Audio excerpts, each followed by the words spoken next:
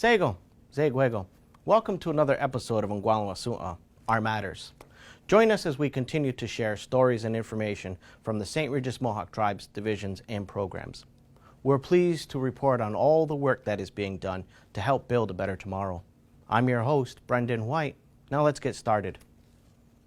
In this episode, we speak with Wayne Samphier, Pesticide Environmental Technician for the St. Regis Mohawk Tribes Environment Division. We speak with Wayne regarding a beehive extraction that recently took place at Tsionkwanatiio. Interviewing Wayne is Communications Intern Montana Adams, who will share information on the beehive extraction as well as tips for bee safety. Let's see what she has to report. When were the beehives discovered? According to the neighbors around here, the beehives have been here for years and years and years. They're talking 10 plus years. We just came across it in the Environment Division because we have like a pesticide database that when people call in, they have a insect or infestation problem, we'll go out and investigate it. And for this event here, it was kids next door that are allergic to bees that are playing next to the house here, and the house is loaded with bees on the east side of the house, and they had some concerns there. So when I came down the first time, I didn't find no bees here at all. In fact, there's mounds of bees around the windows and stuff inside the house. I got to get permission to go in the house, of course. And so I went back and notified the Environment Division that there's possibly pesticides used in there and killed all the bees, figuring that's what happened. A couple months down the road, they get another call for the bees active in the house, came down, and there was a lot of bees active on the east side of the house. How many beehives are being extracted?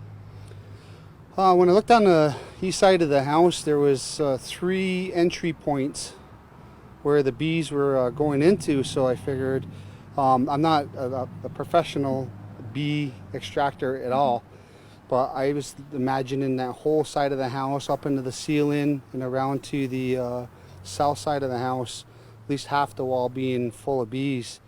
So I brought it to the bee experts in Canton, and they said there's probably a few colonies in there, but more than likely just different entry points going into one colony. What is the process to remove them? Okay, there's a few processes to collect honeybees, and if you're lucky enough to find them on a branch of a tree or something, you just put the box under them, you shake the branch, and they all fall down into the box. This one, they're into the walls.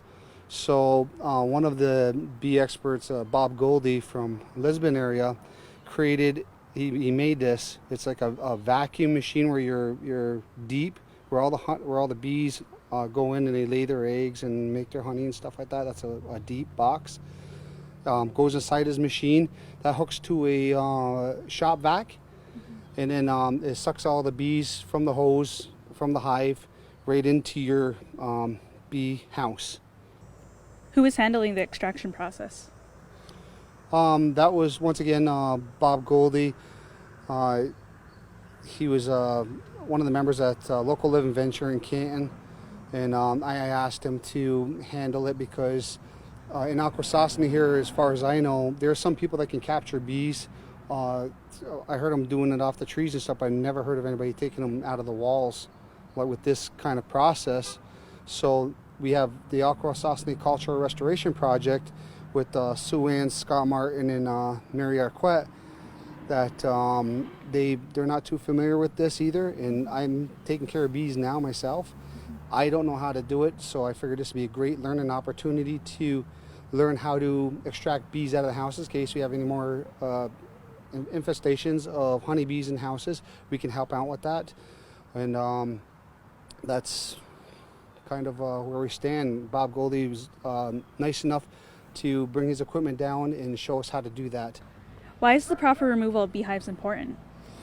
Well, 2014 was the presidential memorandum for pollination protection, and since then EPA developed a plan, and we realized that for every one bite of food you take out of 3 is because of the pollinators.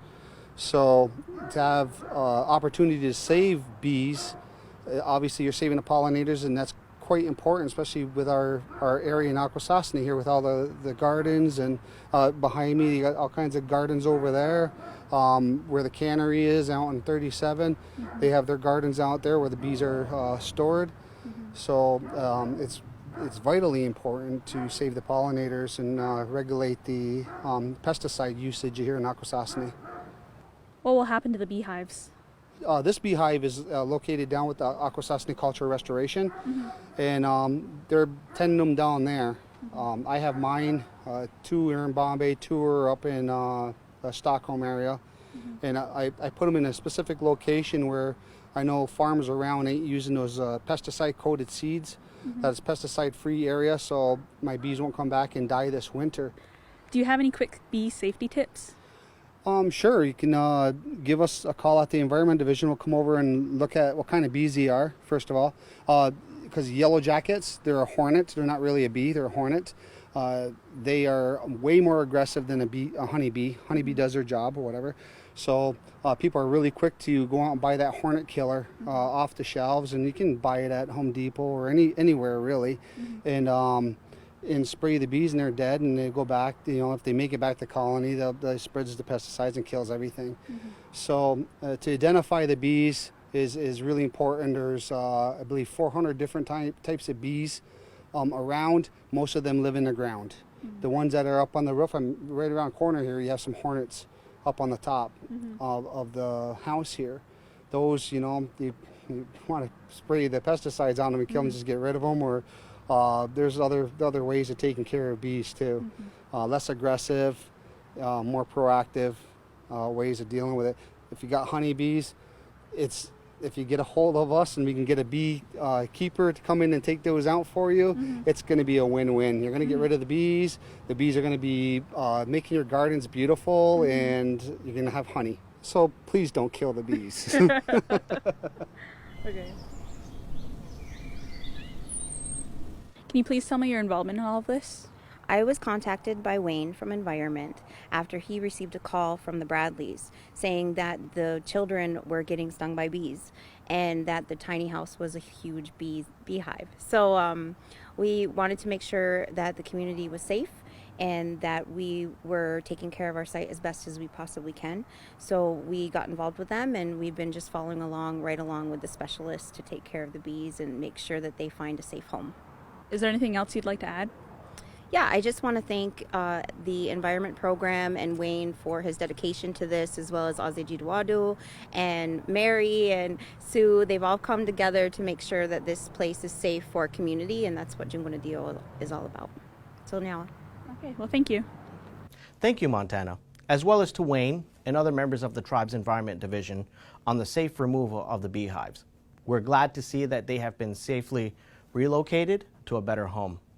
Just a reminder, if you have bees on your property and would like assistance, please contact Wayne at the tribe's Environment Division by calling 518-358-5937. For Onkwariwa'shòn, I'm Brendan White. Onigi.